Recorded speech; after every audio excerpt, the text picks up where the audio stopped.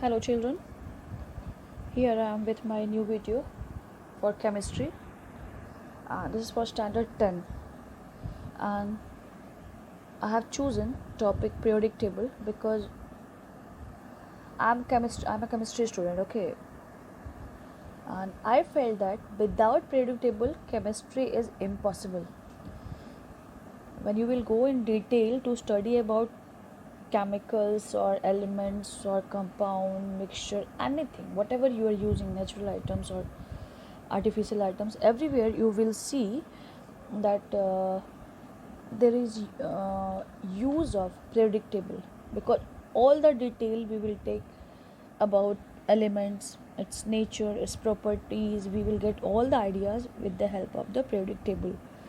So before coming to modern periodic table, I have decided to give you some detail how this periodic table was come in existence, because you better know that it is not very easy to come to a result directly. So many things are going on, just like nowadays we all are facing the problem of lockdown because of the corona disease, and scientists and all the persons whoever are engaged with for the preparation of vaccination, they all are trying. So there are so many trials are going on with different type of chemicals.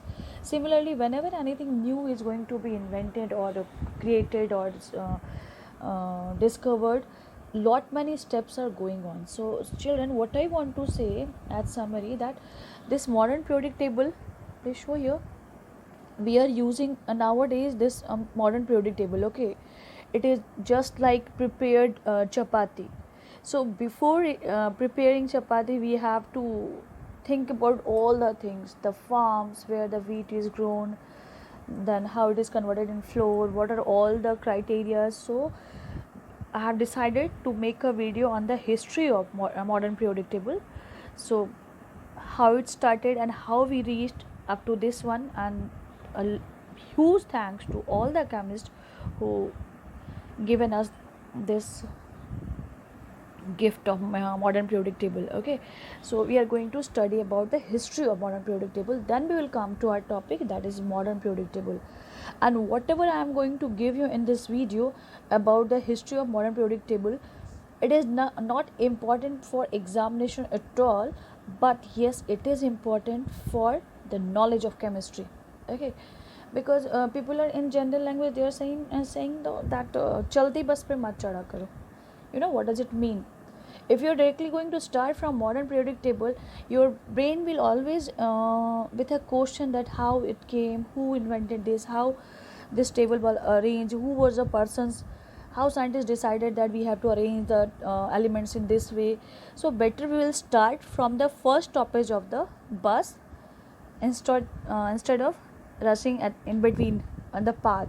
So that's why I've decided to give you the basic detail about the modern periodic table. So let's see. Now first of all, what I have written here, this is important for CBSE, ICSE and other state boards also, children.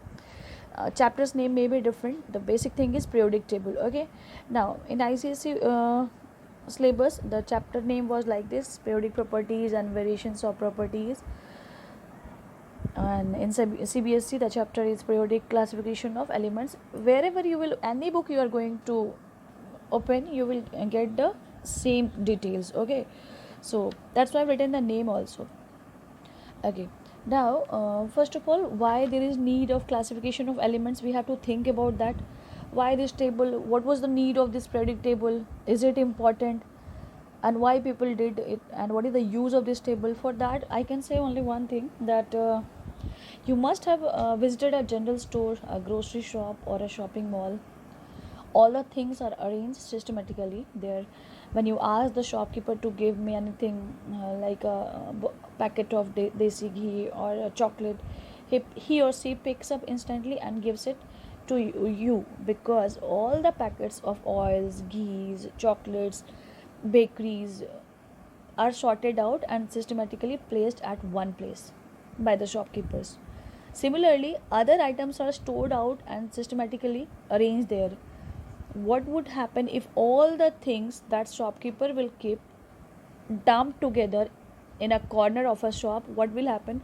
If you will ask him or her to give any packet of biscuit or chocolate or ice cream, what will happen? The shopkeeper would never be able to search out the things you ask for, because he must be puzzled to find out a single item from the dump of several items. Okay, same thing happened here. If we want to know about one element, for example iron, if scientists had not categorized all the elements in different rows and groups according to their properties, it is very difficult for us to know about the elements in detail. Okay, for example, let us understand it through another example. In our everyday life, we come across a large number of articles in our surroundings, like pens, pencils, books, notebooks, refrigerators, televisions, microwaves, ovens, etc. Okay, but all these things are different from one another in one and other way. Can you categorize them on the basis of any of their properties and applications? Yes, we can categorize pens, pencils, books, notebooks as stationary items, refrigerators, televisions, microwave ovens as electronic items, and bathtubs, soaps, shampoos as bathroom articles. This categorization of certain things on the basis of particular property in different group is known as classification. Okay, so we are going to know about the different type of classification done by the different chemists before reaching to modern periodic table, children. So first of all, I have written name of those great scientists who has given us this modern periodic table. How they have given, we are going to explain that. See children, I have written contribution of the following chemists to the classification of the elements. I have written all the names one by one. Lavoisier's classification, Daubernier's classification, Newland's classification, Mendeleev, I have written only the name first of all, and Henry Moseley. These are the 5 people, children, who started classifying the things. Okay, what Lavoisier did, I will tell you.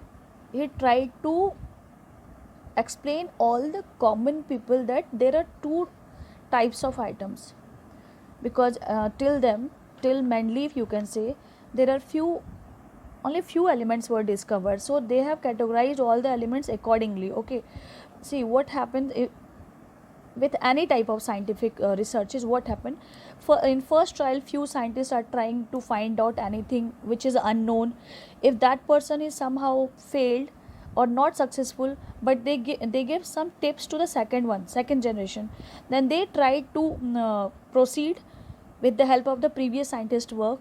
And if there is again a fault in the second generation, then after that that work will proceed with the second next generation scientists, and it will continue, and at last we reach to the final thing which these scientists are searching for, B people. Okay, so first of all, Lavoisier started the classification of elements, and he said that there are only 2 types of elements. What he said?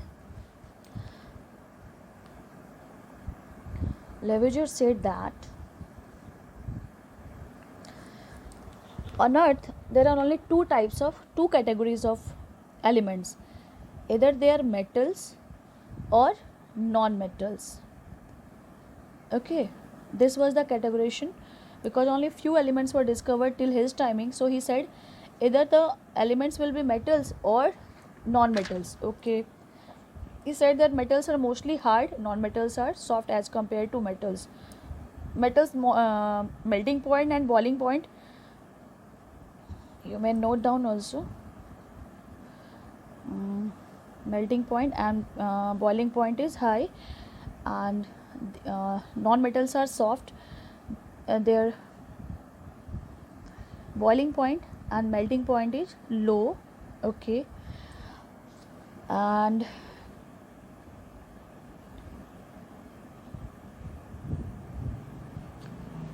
he said that in this world, whatever elements are present, either they are metals or they are non-metals. Okay, metals always exist in solid form, mostly exist in solid form, while non-metals exist in all the forms, that is solid, liquid as well as gases. Okay, okay, till then, because there was no objection. But as metalloids came in existence,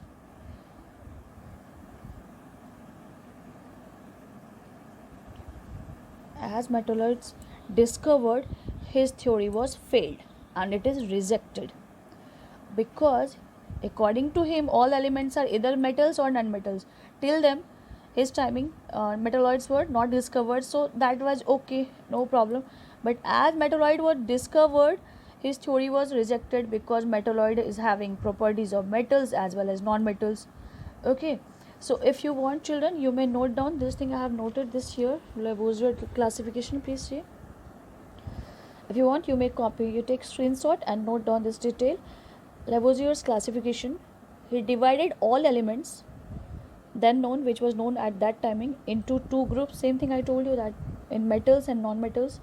And as I told you, mostly they are, according to him, mostly they are solid, non-metals soft as compared to metals. He was comparing the properties, that whatever elements you are, you can see that these are solid, melting point and are high, and always in solid form. You just keep all those elements in metal, and those who are soft as compared to metals, those elements whose melting boiling point is low and they exist in solid, liquid and all the gases, you will keep these type of items in this group.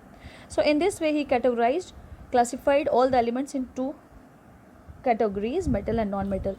His classification was rejected after the discovery of metalloids, as metalloids having some property as property of metals, okay, as well as some of non-metals, so which is not verifying the laws given by Lavoisier, so this was rejected. But we can say from here the start of periodic table was done. Next scientist was Dauvergne. Then we are going to study about this also. First for Lavoisier, then Dauvergne, then Newland, and then Mendeleev, and last is Henry Moseley, and then we reach to our modern periodic table. Say, children, till this one, from Dauvergne to Dauvergne, Newland, Mendeleev, they all tried their level best. Actually, they have given the real base of our modern periodic table, but the fault was that they were arranging all the elements on the basis of their atomic masses. On the basis of what? On the basis of atomic masses. But the reality is that, which we know now, that elements are should arrange in according to atomic numbers. So they were explaining all the things on their level best, okay, but the fault was only because they are arranging all the elements according to the increasing order of atomic masses. So we are going to study one by one about all the scientist inventions and what are their merits and drawbacks, that is limitations or demerits. We will study that thing, because if you are going to attend any competition examination, you may see, maybe not in board examination, but we have seen that in few examinations which are not related to board but competition examination, I have seen that write down the limitations of Mendeleev periodic table or merits of Mendeleev periodic table. So we have to know that thing also. So one by one I am going to explain you all the things. First of all, we are going to study about Dauvernier's work on the periodic table, and what was that. Let's see. First of all, I have written the same thing whatever I have told you. This was the time when John Dalton gave the atomic theory, and according to him the different elements have different atomic masses of the elements. Attempts done by Dauvergne, Newland and Mendeleev were based on the atomic masses, not on atomic number. Just I told you that these three were explained periodic table on the basis of atomic masses. Till their discoveries, they don't know about anything that is atomic number is anything related to element. So what they did, let's start. Dauvernier's triads, what he said. See, children, Dauvergne did one thing. He make group of three elements. Tri word, you know, tri means scientific term. In mathematics also we are using triangle, And all the words. Tri means tried. So he made groups of three elements. And what he said, he arranged three elements in that way that they will be arranged in increasing order of atomic mass. And we will see that atomic mass of the middle term will be average of terminal element atomic mass. Okay, what is that? I'm going to explain. Let's see. Daubeney was a German chemist. Okay, these are the points. He said he arranged the elements having similar properties into a group to which is called chemical family. He made three members in a group. The group of elements having similar properties, he chosen three elements, make one group, two group, three group, four group. How he made? Let's see. He identified certain groups of three elements each and kept them together, which were called triads. If someone will ask you what is the meaning of triads or Daubeney's triad, this is the answer of this question. Daubeney identified certain groups of three elements each and kept them together, which were called triads, and there is relation between these three elements, as I told you. So I'm going to explain that also. According to him, what was the relation between three? If I kept any three element, first element, second and third element in a group, maybe anything XYZ, whatever, he said that if you are going to, you just arrange in increasing order to atomic mass, lowest atomic mass, then greater than this one, and greatest atomic mass. Okay, so if you are going to cross check, their properties are also same. Okay, if you are going to cross check what is the relation between these three, according to Daubeney, he said that atomic mass of this element will be atomic sum of these two divided by 2, that is mean or the average mass. Okay, means mass of this plus mass of this by 2, that is equals to atomic mass of this element. I'm going to explain in detail, you just see. According to him, when elements are arranged in order of increasing atomic masses, group of three elements are obtained which have similar chemical properties. Okay, he found that in these triads, the atomic mass of the middle element is average or mean of the atomic masses of other two elements. Means those elements which are at the terminal. Okay, I am going to explain with the help of example also. He designed three triads which are as follows. Even he was not able to make more groups because he was not successful in making all other groups. Only in these three he was correct. So what was those? First he made this group which was triad of alkali metals. Second he made triad of alkaline earth metals. This is metals. And third is triad of halogen groups. As you are a chemistry student, you better know what is alkaline earth metals and halogen group. If you don't know, kindly visit my other videos. There you will say you will get all the details about these terms also. So just now I'm just continuing that he made three groups: triad of alkali metals, triad of alkaline earth metals, and triad of halogen groups. Now we are going to study about that. What was triad of alkali metals? He chosen three elements like lithium, sodium, and potassium, and then he proved that his rule was correct. How he has proved? Let's see. See, lithium atomic mass is 7, sodium atomic mass is 23, and potassium atomic mass is 39. So according to his rule, average or arithmetic mean of lithium, Li, and potassium is equals to what? Average means this plus this, 7 plus 39 by 2. So it is 46 by 2 is equals to 23. And this is what? This is equals to atomic mass of the middle element. So this example, this tried verify his rule. Okay.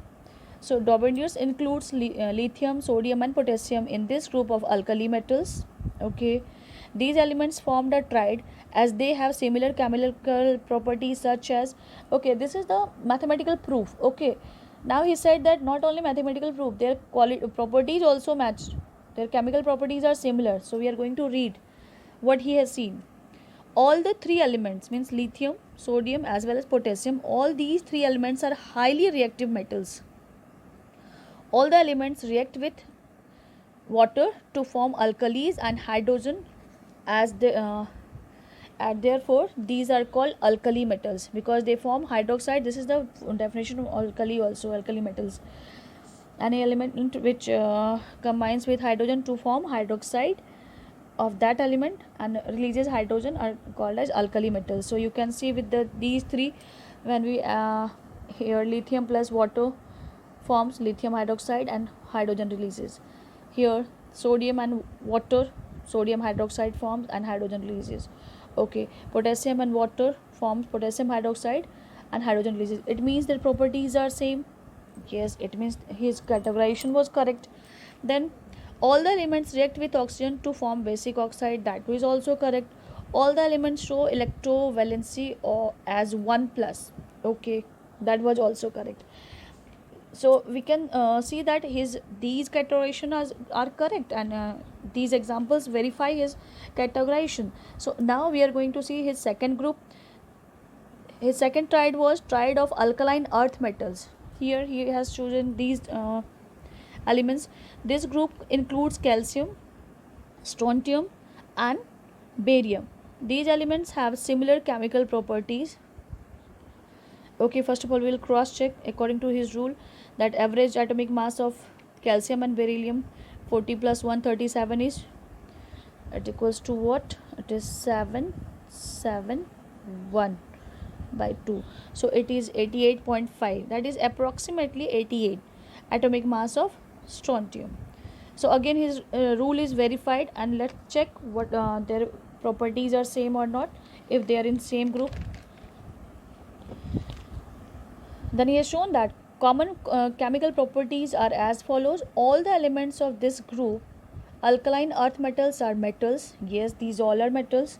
All the elements form basic oxide. Naturally, if they are metals, they will form basic oxides. These oxides are alkaline in nature and exist in earth crust.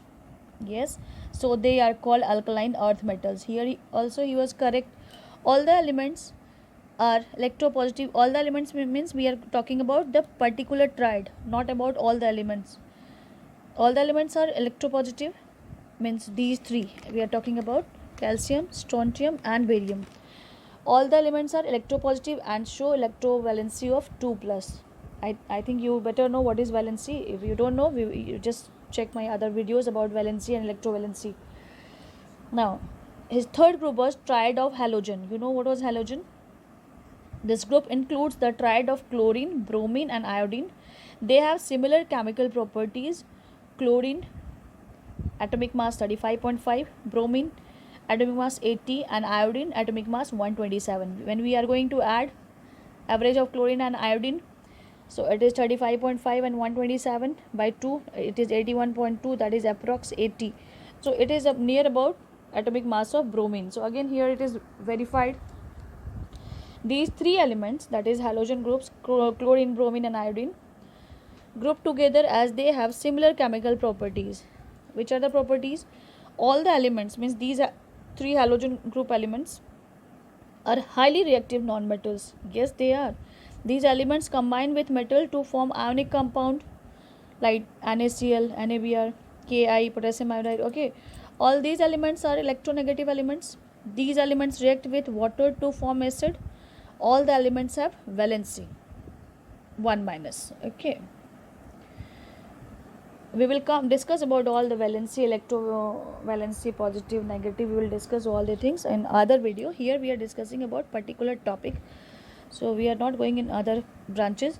Now we will see if till this point if he was correct, then what was the fault, why it is not accepted nowadays as modern periodic table. So we are going to see about that, what was the drawbacks or the limitations because of that his periodic classification was not accepted in present time. Okay, chemistry. What was the drawbacks? Dauvernier's classification was helpful in classifying some of the elements, but Dauvernier's triad could not gain much importance due to the following limitations. What were that? First, this classification was applicable only for a few elements. As I told you, I have shown you three triads, but it is not perfect for all the elements. It is not verifying the rules according. He said that we have to make a group of three elements, and thus atomic mass of the middle one is the average of or mean of the two terminals element atomic mass. This was not verified by other elements. This was valid for only these 9 I have shown you and few more. All the elements could not be arranged in triads. Same thing I told you just now. Even those elements could not be arranged which have similar chemical properties. Not only here is a fault. Sometime he has seen that few elements are having same chemical properties, but their atomic mass rule was not verified according to his rule. For example, nitrogen, phosphorus and arsenic have similar chemical properties, but atomic mass of middle is 31 unit. Okay, 31 unit is much lower than the average 44.45 unit. This is U, atomic mass unit, or AMU or U we are writing. Okay, so atomic mass of middle was 31 U, that is of phosphorus, but when we calculate the average mass of nitrogen and arsenic, you will see this is 44.45 unit of atomic masses. This was the mean of nitrogen and arsenic, so it is not verified according to Daveniers. This system of classification has only historical importance. Okay, so these are the three limitations of Daveniers classification.